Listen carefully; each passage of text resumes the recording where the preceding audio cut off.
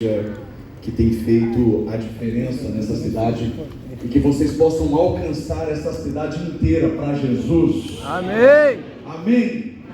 Quero apresentar a minha digníssima esposa que está comigo hoje, Viviane. Glória a Deus. Palavras do pastor Oswaldo: você orou bastante. É verdade. Ela nem tanto, né? Amém, glória a Deus. Abraços nossos, né, de todos da Missão Encorajamento de São Carlos. Realmente está aqui o convite para que quando vocês passarem por lá, que vocês estejam conosco. É uma honra estar aqui. Foi um privilégio estar aqui naquele domingo e hoje nessa quarta-feira. Quero dividir com você uma palavra que está no livro de Apocalipse, capítulo 3, o livro das revelações, verso 18, apenas um versículo desse texto de Apocalipse capítulo 3, verso 18, diz assim a palavra de Deus: dou este conselho, compre de mim ouro refinado no fogo e você se tornará rico, compre roupas brancas e vista-se para cobrir a sua vergonhosa nudez, e compre colírio para ungir os seus olhos e poder enxergar. Esse texto é fantástico porque ele faz parte das cartas escritas para as 7 igrejas. Esse texto foi escrito por João, o apóstolo do amor, o último dos apóstolos a morrer.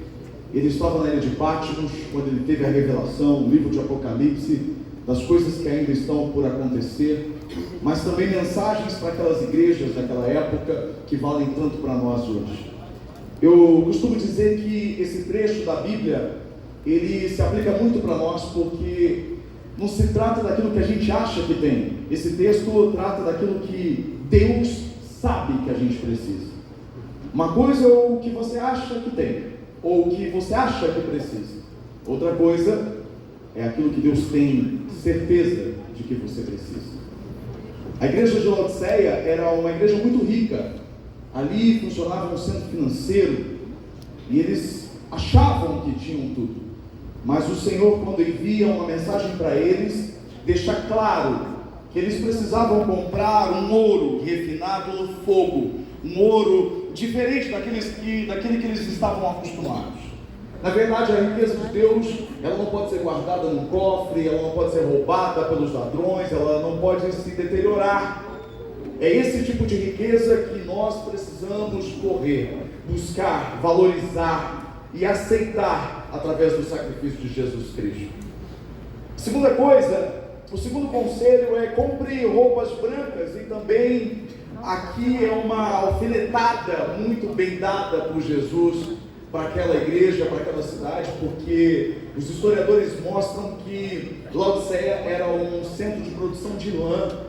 Eles estavam acostumados com roupas, eles achavam que produziam roupas, eles achavam que dominavam essa área, assim como eles achavam que dominavam as riquezas.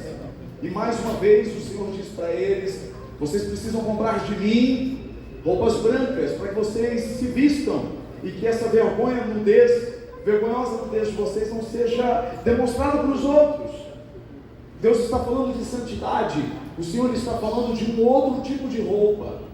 Às vezes nós precisamos entender que a roupa que nós vestimos, ela pode nos mostrar para uma pessoa de uma forma diferente, mas Deus nos vê de verdade como nós somos. Ele conhece os nossos pensamentos, as nossas atitudes, e Ele está dizendo: vocês precisam de roupas brancas, das minhas vestes lavadas pelo sangue de Jesus. Mas é o terceiro conselho que eu quero falar. Também é curioso porque, segundo os historiadores, de tanto eles mexerem na lã, o pó, o manuseio, eles tinham muitos problemas nos olhos. A história mostra que eles tinham uma escola de medicina e eles produziam um unguento que era capaz de ajudar nessa questão da recuperação dos olhos. E o Senhor mais uma vez está dizendo para eles: olha, vocês acham que podem fazer isso, Mas na verdade vocês precisam do meu colírio para que vocês comecem a enxergar de verdade. Amém. Retomando ao princípio, que às vezes a gente acha que tem, às vezes a gente acha que enxerga. E aí vem o Senhor e diz assim: eu tenho colírio para os seus olhos para que você enxergue além. Isso é fantástico, porque Viviane e eu fomos levar nosso filhinho Davi numa oftalmologista, e quando nós chegamos lá, Viviane de última hora disse: eu acho que eu vou fazer uma consulta também para dar uma olhada nos meus olhos.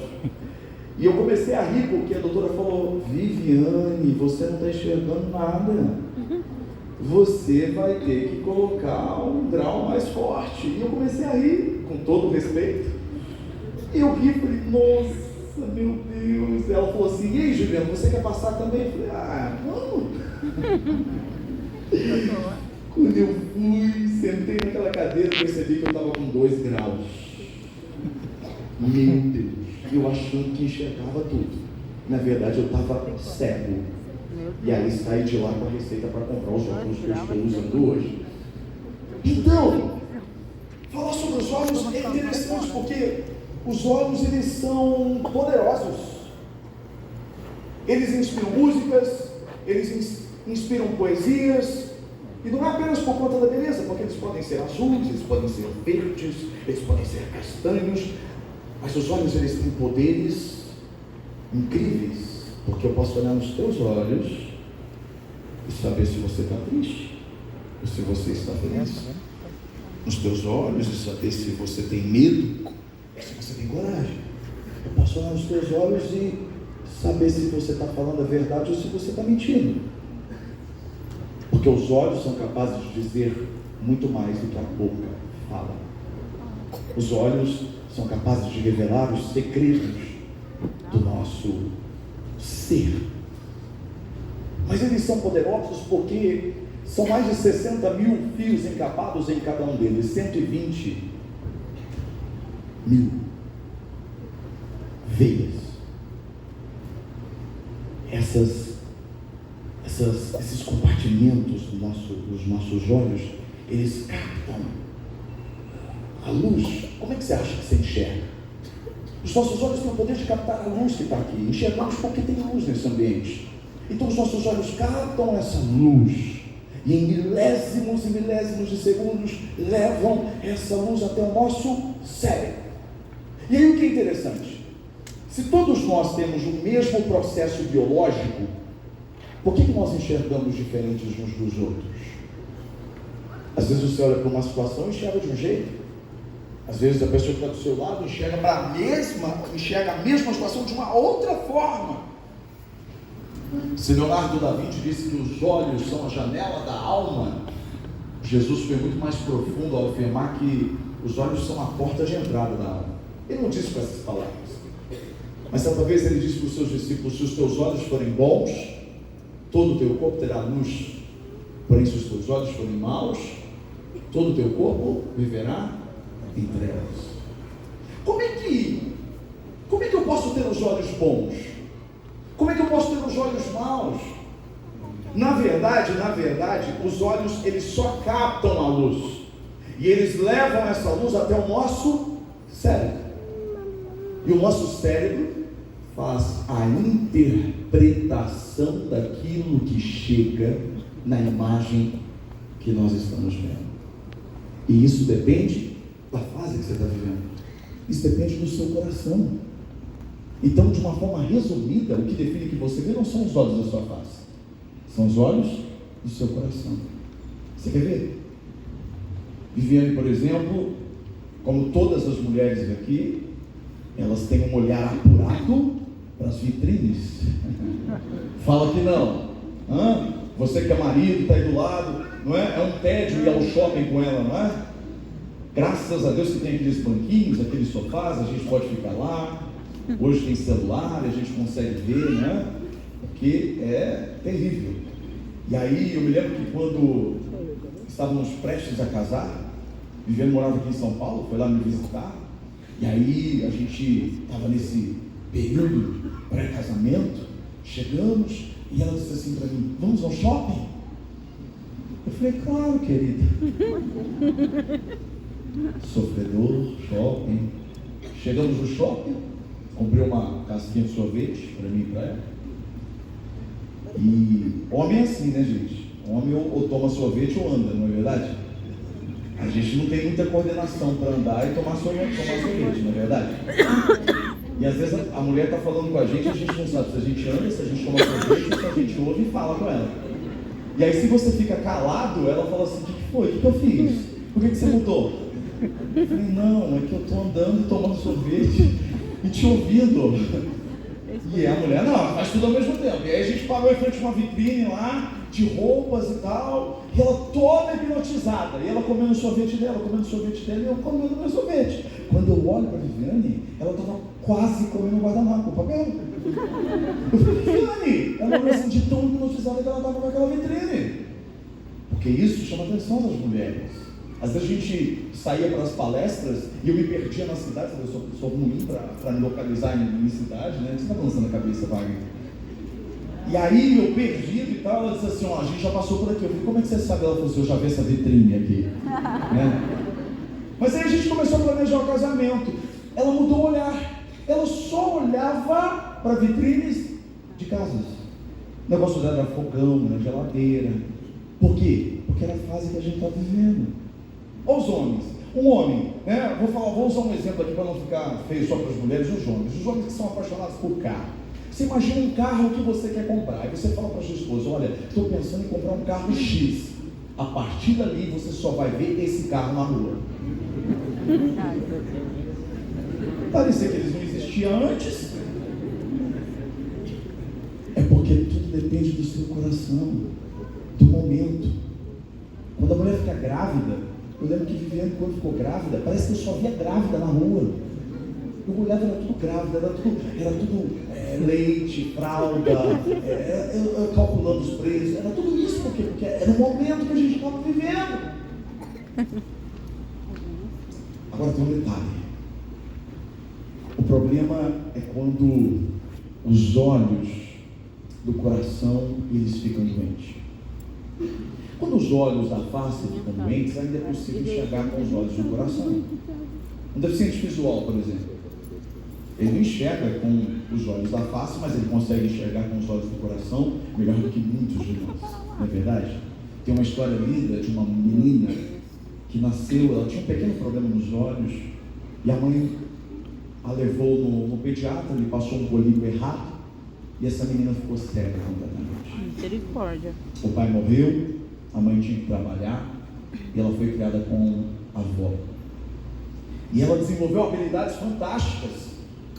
Através dos olhos do coração, ela conseguia aflorar os outros sentidos. Ela era capaz de identificar diversas espécies de flores através do tato, através do olfato. Ela decorou palavra por palavra de muitos livros da Bíblia. Começou a escreveu uma poesia aos 8 anos, que ela dizia assim, olha, eu sei que eu sou uma criança cega, mas eu escolhi ser feliz. Por quê? Porque ela entendeu que mesmo cega, a felicidade é uma escolha, é uma decisão. Na adolescência ela começou a escrever músicas, porque ela tinha uma capacidade incrível para conhecer a Bíblia, então ela começou a escrever músicas. Essa mulher já morreu há mais de 100 anos, e ela deixou mais de 8.000 canções, que são entoadas até hoje em muitas igrejas no mundo todo. Fanny Crosby, a cega notável. Alguém que nunca conseguiu ver de verdade com os olhos da face, mas enxergava melhor do que todo mundo com os olhos do coração. O problema é que quando os olhos do nosso coração, eles estão doentes. E aí tudo que a gente vê fica contaminado. Eu gosto de falar muito sobre as 4 doenças principais que atingem os olhos da face e que também atingem os olhos do coração. E que se a gente não tiver esse colírio de Jesus, a nossa visão só vai piorar. A primeira doença é a miopia. Eu tenho. Quem tem dificuldade de enxergar? Longe. É aquele que tem dificuldade de enxergar o futuro, de enxergar o amanhã. é aquele que não consegue ver além, aquele que não consegue mais sonhar, aquele que não consegue mais planejar, aquele que vive em função do seu dia a dia enfadonho, porque não consegue ter visão. E a coisa mais triste do mundo é quando alguém já perdeu a visão do futuro, quando não tem esperança, quando não consegue vislumbrar o que Deus preparou. Eu costumo dizer, quem tem intimidade com Deus, quem prioriza Deus, sabe que o futuro com Deus sempre vai ser melhor do que o nosso passado. Agora, quando a gente não tem intimidade com Deus, a gente começa a valorizar. Quando a gente perde Deus de vista, a gente começa a valorizar muito mais o nosso passado, como aquele povo que Deus tirou do Egito e que tinha saudades do Egito. Porque não conseguia enxergar a terra prometida, não conseguia enxergar as promessas do Senhor. Eu vim aqui hoje para dizer que essa igreja está completando 14 anos, mas o melhor ainda está por vir. Os melhores anos dessa igreja ainda estão por chegar.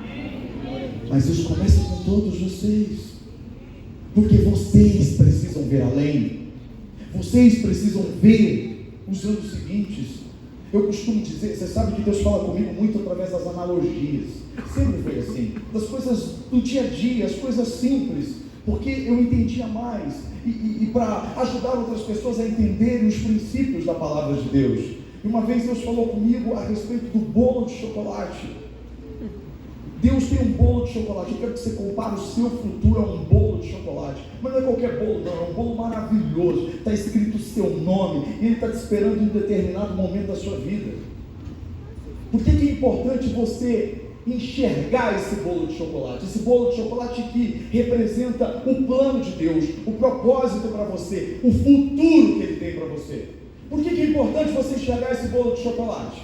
Porque no meio do caminho, a vida, os demônios, a sua carne e tantas outras coisas vão te oferecer as trufinhas, os bombonzinhos, as tortinhas aparentemente deliciosas, mas que não se comparam ao bolo de chocolate. A coisa mais triste do mundo é quando você conhece alguém que tem um bolo de chocolate maravilhoso esperando, mas essa pessoa é movida por necessidade, não por princípio. E necessidade, se você for agir por necessidade, você vai violar os princípios.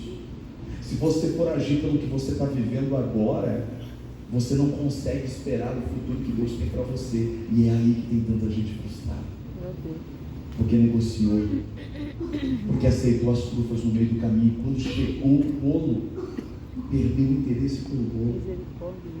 Você já viu alguém que come bastante, que não consegue depois comer o prato principal? Quando eu fazia faculdade em Votuporanga, eu morava numa república, e estudante não come outra coisa senão miojo, né?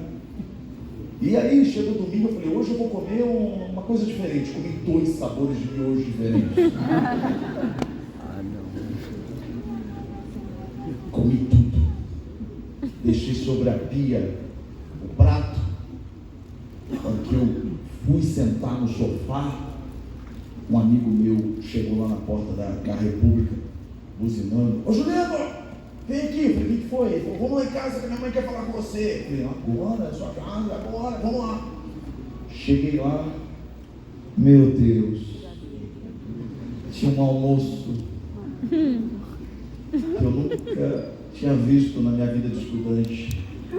Meu Deus. Comida maravilhosa, aqueles doces maravilhosos, de verdade. Eu queria comer tudo, mas não podia, porque eu estava cheio de miojo.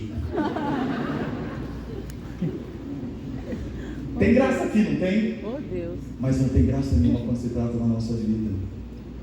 Quando Deus coloca o bolo diante de você, você está perto desse bolo e não pode comer esse bolo porque você aceitou as trufas no meio do caminho.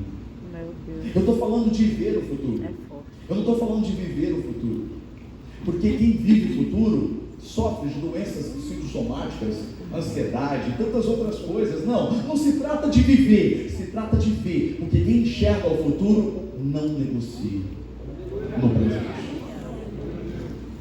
Sabe onde vai chegar, sabe sobre onde Deus quer levar.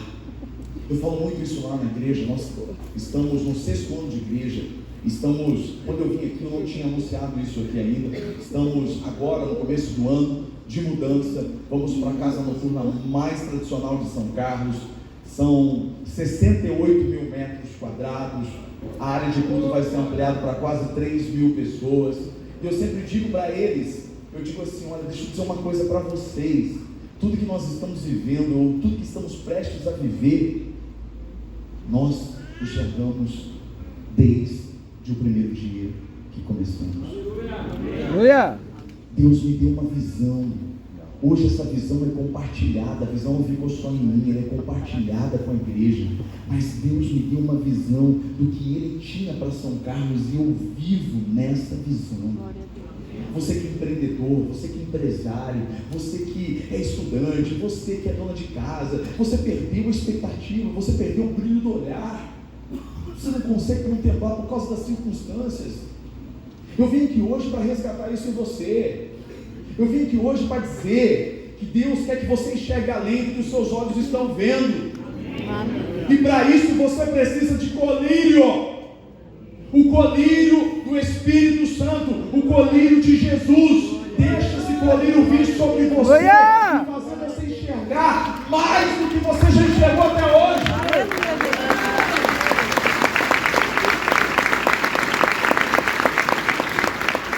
Como eu não estou na minha igreja, eu gosto de fazer isso.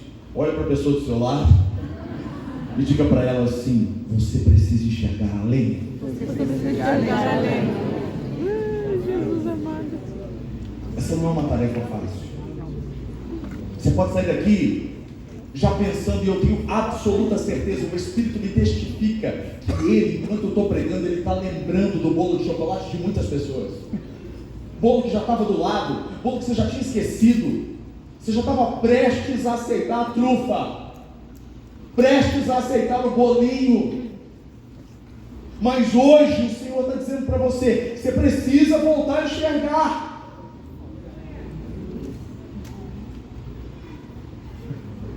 Segunda doença que atinge os olhos da face e que também atinge os olhos do coração: hipermetropia. Quem tem hipermetropia não tem dificuldade de enxergar longe. Esses enxergam longe como ninguém. O problema deles é enxergar perto. Oi. Quando nós não enxergamos perto, eu estou na igreja. Nós somos ingratos. Nós somos medíocres. Tá bom. Porque nós não conseguimos enxergar a bênção do agora. Não conseguimos perceber o que Deus está fazendo hoje. E vivemos insatisfeitos. A insatisfação é um problema. A insatisfação é uma porta para todos os outros pecados da nossa vida. Quando você olha para o Éden, você vai ver que Deus separou separou várias árvores, Ele preparou um jardim e colocou o homem e a mulher. Ele disse: vocês podem comer de todos os frutos, menos de uma. Quando eles desejam comer o fruto que eles não podiam comer, o que eles estavam mostrando? Todas as outras não bastam para nós. Deus fez tudo e disse, a Bíblia diz que Deus viu que era bom. O problema é que o bom de Deus muitas vezes não é bom para o homem, porque ele está insatisfeito. E por conta da insatisfação, eles desobedeceram. O que derrubou Davi, senão a insatisfação? Ele desejou uma mulher que não era dele, ele tendo tantas mulheres. O que derrubou Judas, senão a insatisfação? Ele tinha aquele que fazia da água o vinho, que multiplicava o pão, que multiplicava o peixe, que mandava pescar o peixe, tirar uma moeda da boca dele. Mas ele estava tão satisfeito que ele vende o Filho de Deus por 30 moedinhas. É porque você não enxerga hoje. Se Deus abrisse os seus olhos aqui agora, para você enxergar só no dia de hoje quantos livramentos Ele te deu. Se você pudesse enxergar a luta espiritual que houve para que você não estivesse aqui hoje e não ouvisse essa palavra, porque a palavra nos liberta. Mas não. Então a gente vive a nossa vida de uma forma totalmente sem graça, não valorizando o que Deus está fazendo agora. E quem não valoriza o que os olhos podem ver, não é digno de receber aquilo que os olhos não viram. Eu sempre me lembro daquela historinha de que Jesus decidiu vir e passar um dia, Mateus, como médico do sistema público de saúde. Ele falou, vou lá ver. E veio para o SUS. E aí ele foi, entrou lá no consultório. Imagina Jesus, disfarçado, com jaleco. Aí ele entra no SUS. O primeiro paciente dele, um homem paralítico. O paralítico está diante dele. Aí Jesus, ele, bondade dele, né? Ele olha para o paralítico e diz assim, levanta-te e anda. Imagina o paciente do SUS olhando para o médico que manda ele levantar e andar. Ele chama o SPTV na hora. Não é? Jesus disse, levanta-te e anda. De repente o paralítico mexeu a perna, mexeu a outra, levantou, virou as costas e passou pelaquela fila básica do SUS. Ele passou pela fila assim, e todo mundo tem aquela curiosidade que aqui não tem, né? Que médico que você foi?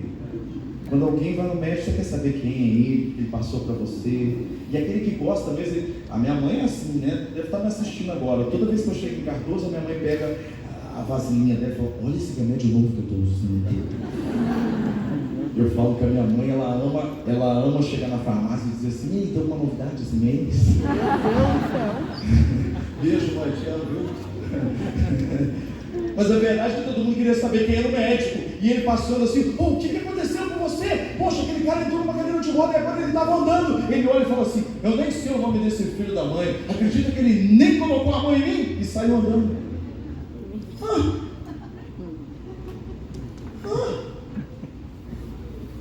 O que a gente faz? A gente está o tempo todo recebendo milagres de Deus, a gente não percebe. A gente continua agindo como se Ele não tivesse feito nada na nossa vida. Lembra da serva de Abraão? Como que ela se chamava? Agar. A Bíblia diz que houve um momento que Ismael e Isaac não estavam dando bem, nem as duas, nem Sara com Agar. Então Abraão pega um jarro de água, entrega para ela, para o menino e despedem os dois. A Bíblia diz que eles vão pelo deserto. Chega uma hora que a água acaba. E o que ela faz? Ela se desespera. Ela deixa o menino em um ponto e vai para um outro ponto e começa a chorar. Porque é assim que a gente faz.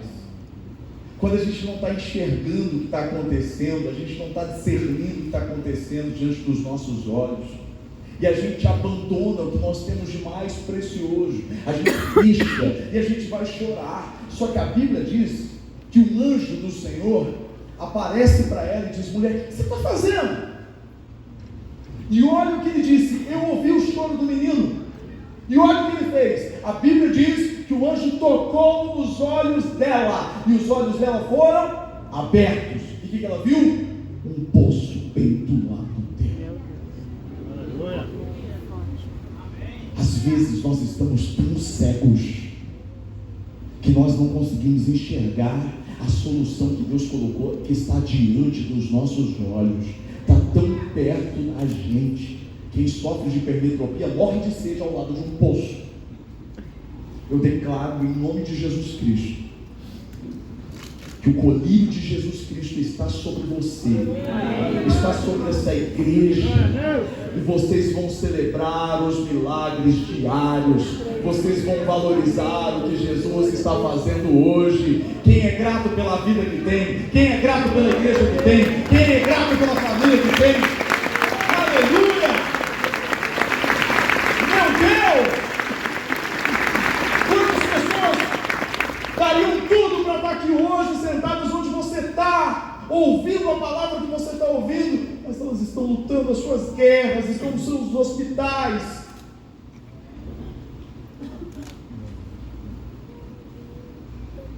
Terceira doença, presbiopia. Quem sofre de presbiopia tem cansaço nas vistas. Gente com visão cansada, gente que já enxergou bem, mas não consegue enxergar mais. E aí eu me lembro de um homem na Bíblia chamado Balaão. A Bíblia diz que Balaão era um cara, ele era uma figura mística. As pessoas procuravam nele para os oráculos, para as coisas, para as revelações, e ele foi contratado para amaldiçoar o povo de Deus, e ele tenta fazer isso, e ele descobre que não tem como amaldiçoar quem Deus já abençoou.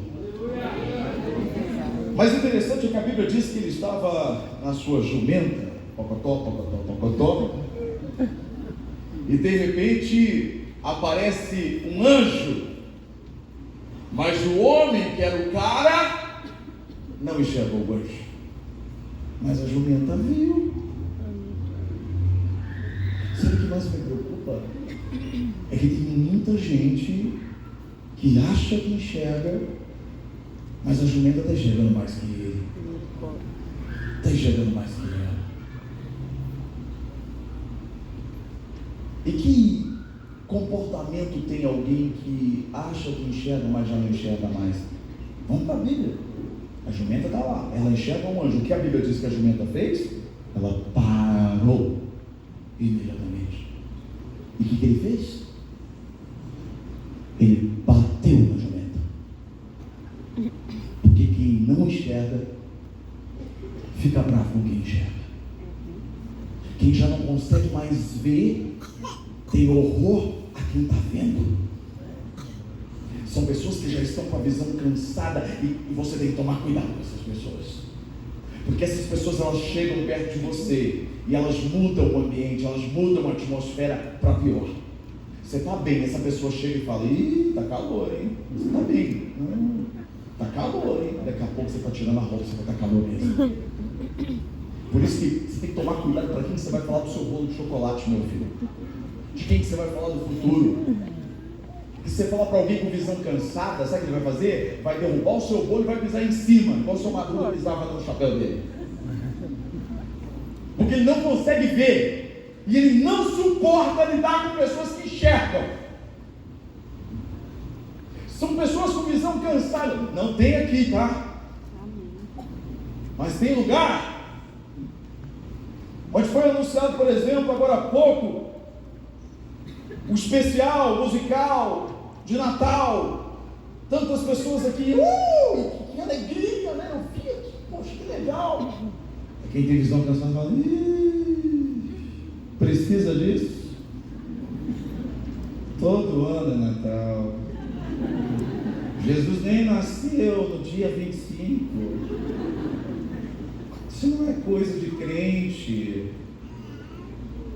Visão cansada. Você que é comerciante, chega dezembro, né? É o seu melhor mês. Você quer, né, remodelar sua vitrine. Você está fazendo tudo. Aí chega a visão cansada. Aí você contrata gente nova, os temporários querem ficar, querem vender tudo, querem. Uau! Aí chega aquele visão cansada. Aí chega: vamos arrumar a vitrine, vamos fazer isso, vamos aquilo. Estou visão cansada. Está chegando agora, filho. Para quê? Fazer vitrine. As pessoas, elas entram e compram. Estagiário. Gente, esse povo está em todo lugar. A gente não tem que descartar a pessoa com visão cansada. A gente tem que ajudar elas a enxergar. Elas precisam voltar, elas precisam renovar a visão.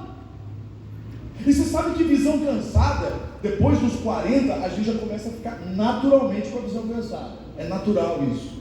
Mas quando se trata dos olhos do coração, isso não tem a ver com idade, não. Tem muita gente nova, 18 anos, está entrando na faculdade agora e já está com visão cansada. Para que fazer faculdade? Não tem emprego.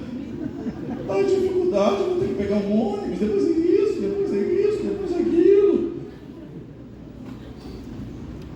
Já vê tudo. Sabe o que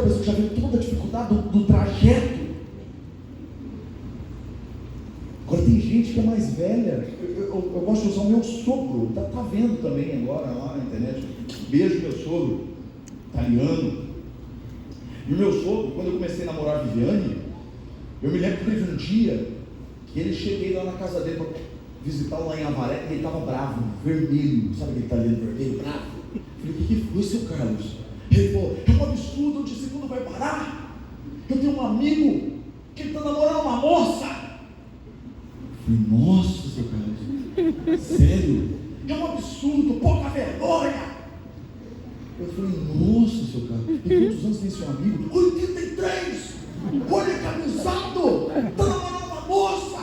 Eu falei, seu Carlos, e quantos anos tem essa moça? Ele falou, tem a minha idade, tem 65.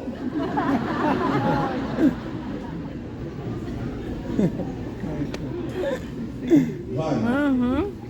Ele fala para minha sogra, você quer usar o cartão do idoso? Você usa, mas você não coloca isso no carro quando eu estou dirigindo, não.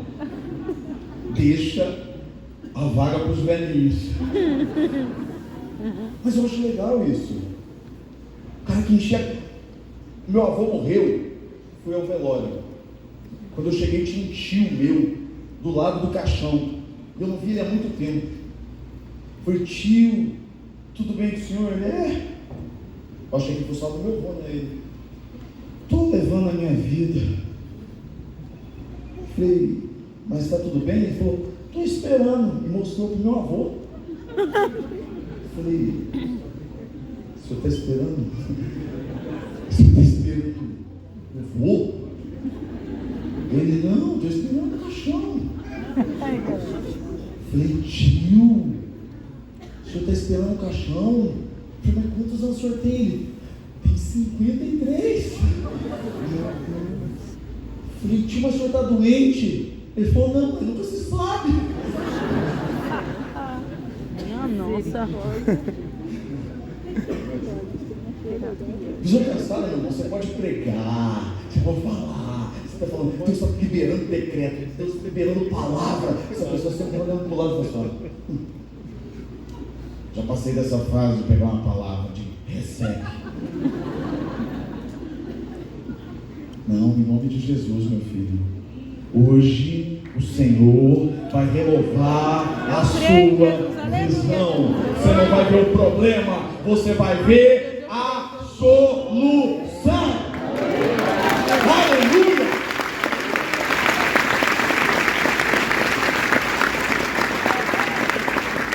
Quarta e última doença. O astigmatismo. Tenho também. Deixa eu escapar, né? Quem tem astigmatismo aqui. Socorro. Quem tem astigmatismo tem dificuldade de focar. Os olhos da minha face tem problemas com astigmatismo. Tem problema de focar. Você já percebeu que esse é um grande problema da nossa geração? Os olhos do coração não conseguem focar. Essas pessoas não priorizam Deus. Elas vão priorizando tantas outras coisas. Elas são distraídas no meio do caminho. Na verdade, elas perdem a visão do caminho. E quando você perde a visão do caminho, você se acidenta. Começa uma coisa hoje, para. Começa outra amanhã e para. Ouve alguém, chega e diz assim, estou fazendo tal coisa. Você nunca pensou em fazer isso, mas porque aquela pessoa está fazendo, você diz, eu vou fazer também, vai dar certo para mim. Por quê? Porque não tem foco. Não consegue focar a família. Não consegue focar a igreja. Não consegue focar nada. Tem uma dificuldade enorme de focar. E quando a gente tem uma dificuldade de focar, a gente se esquece que nem tudo que parece ser é. Por isso que essas pessoas sofrem muito, porque elas não são focadas em Cristo, porque elas não conseguem manter um foco na promessa, porque elas não conseguem focar naquilo que Ele prometeu. Então elas oscilam, elas vão lá em cima e depois vão lá embaixo, porque não entendem que nem tudo que a gente vê é. Uma vez eu ouvi uma história, imagine você, jornalista, você trabalha no jornal, alguém chega para você e entrega uma foto, e nessa foto, pastor, tem um homem num cavalo, e ele está no cavalo com o peito estufado, sorrindo, e na foto aparece ele puxando uma corda, e lá na ponta da corda tem o filho dele, ensanguentado, chorando, alguém te dá uma foto como essa, qual era a manchete que você daria? Nos dias de hoje, certamente, pai espanca filho, maus tratos contra a criança, e assim por diante, cada um faz a sua manchete. Agora, se eu te contar que o menino estava brincando quando escorregou e caiu na ribanceira, ele ficou pendurado, começou a gritar pelo nome do pai. O pai, de longe, ouve o filho, monta o cavalo e vai até o precipício. Ele vê o menino, ele tira a corda, joga a corda, consegue laçar o menino. Ele pega o cavalo, se afasta, vai puxando o menino, vai puxando o menino, vai puxando o menino. De repente o menino sai, e ele sai todo ensanguentado, machucado, chorando. E o pai olha para o céu, agradece a Deus e sorri. Vem alguém e tira a maldita foto. E agora, qual que é a manchete da foto? Pai herói? Nem tudo que parece ser gente. E às vezes a gente está sofrendo e o diabo ataca a gente exatamente nisso. Porque ele mostra uma situação que não é real. É uma mentira. Ele te causa medo. Ele te causa preocupação. Ele te causa temor a respeito do futuro. E aí, você muda de foco porque você acha que está errado. Você não consegue permanecer em Cristo. E a sua vida nunca toma um rumo. Você sabe que eu me lembrei de uma história que nós vivemos logo depois que eu saí da televisão. Eu vim aqui, eu contei um pouco do meu testemunho, sou jornalista, para quem não me conhece. Eu apresentei durante 10 anos telejornais de 2 afiliadas da Rede Globo. Quando eu casei em 2010, 2011, depois de 9 meses de casados, o Senhor falou muito forte ao meu coração e eu deixei a televisão. Contei essa história aqui. O que eu não contei é que quando eu deixei a televisão, eu fui levado pelo temor do Senhor, mas eu não sabia o que eu ia fazer. Eu não tinha ideia, tanto que isso foi um absurdo aos olhos dos meus chefes na época. Eu tinha acabado de lançar o meu primeiro livro, o Boas Notícias.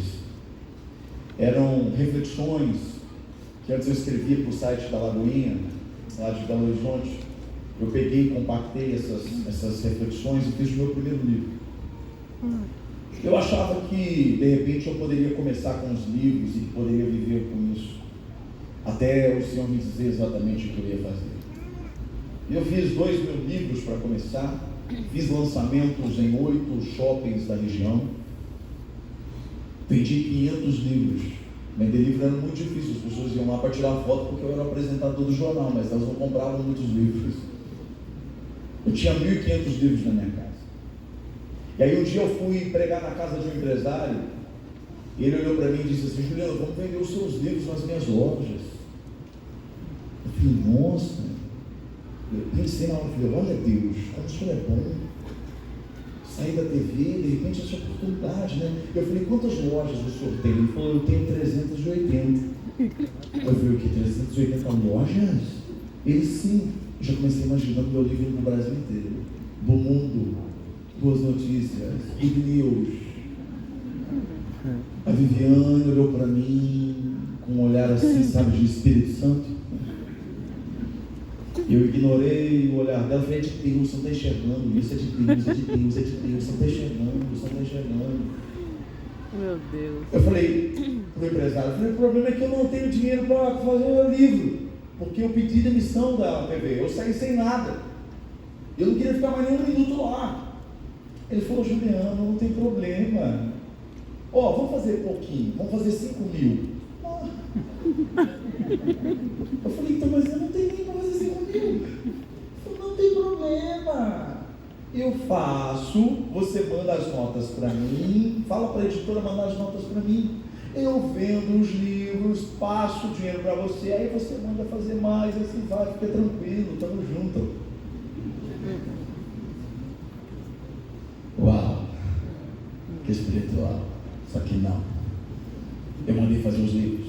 Minha nossa. 5.000 livros. Mas enquanto isso, a minha ideia de empreendedor, muito empreendedor, eu olhei para a Viviane e falei assim: Viviane, vamos fazer mais livros, porque vai vender rapidinho.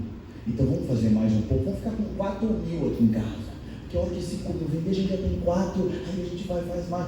Fui lá e parcelei, sem dinheiro. Só sangue. Contando que os 5.000 ia vender rápido. O problema é que esse empresário sofreu um acidente. Uma pessoa morreu. E ele precisou mudar de cidade. Misericórdia, Jesus. De país. Sangue e fogo. E o tempo ia passando.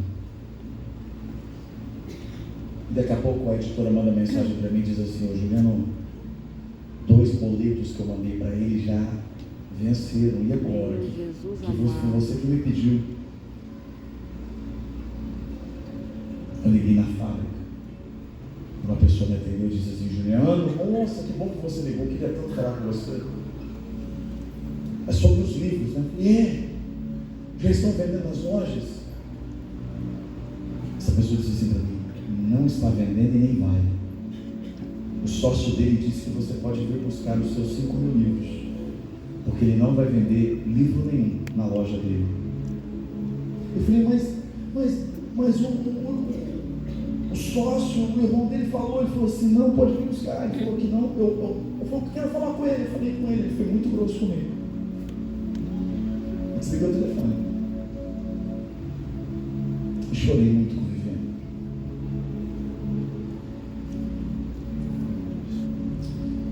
E é onde muitas vezes o diabo está falando. Porque se você não tem um foco em Cristo, você começa a fazer coisas que vão te levar para outro caminho. Nós oramos. Os livros chegaram em casa. 9.000 livros. 4.000 que eu já tinha, mais 5. Naquela mesma semana encontrei um amigo. E ele disse assim para mim: Juliano, por que você não faz palestras para as crianças e conta o seu testemunho? Parte daquele testemunho que eu contei da última vez para mim. Poxa, que legal, você era jornaleiro, seu pai era um alcoólatra.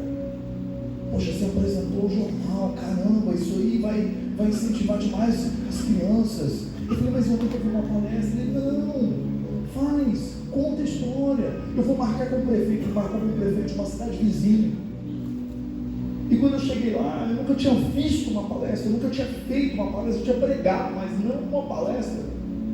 E eu cheguei e comecei a contar a minha história para a secretária de educação, falando que as crianças podiam ter uma perspectiva através da minha vida. E aí, contando, ela olhava para mim e ela dizia assim: nossa, os professores vão amar. Eu falei: não são os professores, são as crianças. Ela disse: não, mas os professores vão. Eu falei: são as crianças. Ela disse: mas eu tenho verba para palestra para os professores. Eu falei: então, claro, pode ser os professores.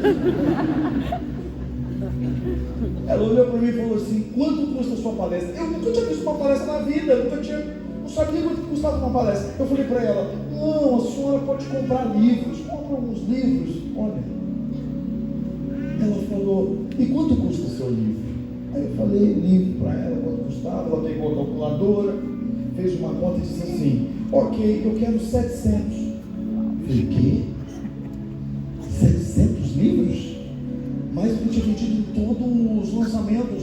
Ela: 700. Aí eu cresci, né? Olhei para a Viviane e falei: amor, será que a gente tem no estoque?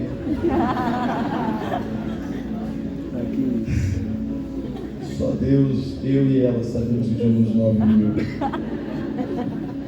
Eu saí de lá pensando assim: Viviane, vamos marcar com a secretária de São Carlos. Marquei com a secretária de São Carlos, porque eu tinha aprendido já com a secretária. Aí cheguei lá e falei assim: olha, tem uma palestra para os professores e tal, aprendi, coloquei. Na hora que ela falou, eu falei: não fale dinheiro, são livros. os professores. Ela disse, nossa, que legal. Quanto custa o seu livro? Falei, ela pegou a calculadora e disse, eu quero 1.600. 1.600, me segurei. Acho que temos, né, em casa, no estoque. No depósito, que era no meu quarto. Fui para Araraquara, 800. Porto Ferreira, 800. Rio Claro, 800. Isso vendemos 2.000, 3.000, 4.000, 5.000, 6.000, 7.000, 8.000, 9.000. Hora que chegou nos 9.000, tive que fazer mais. 10.000, 12.000, 15.000, 18.000, 19.000 livros vendidos.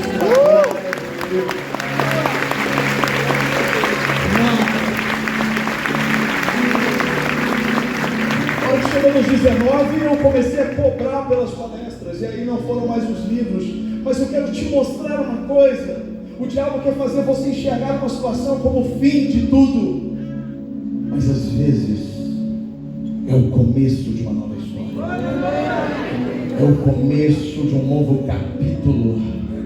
Eu quero declarar sobre a sua vida que o colírio de Jesus Cristo está tirando hoje todo o astigmatismo espiritual, toda a falta de foco. Hoje o seu foco é Cristo, hoje o seu foco é a promessa, hoje o seu foco é o que Jesus fez na cruz por você, as promessas garantidas na Bíblia. Você é filho, você é co-herdeiro com Ele. Então, em nome de Jesus Cristo, fica de pé. Eu quero fazer duas orações. A primeira delas é para você que talvez achava que enxergava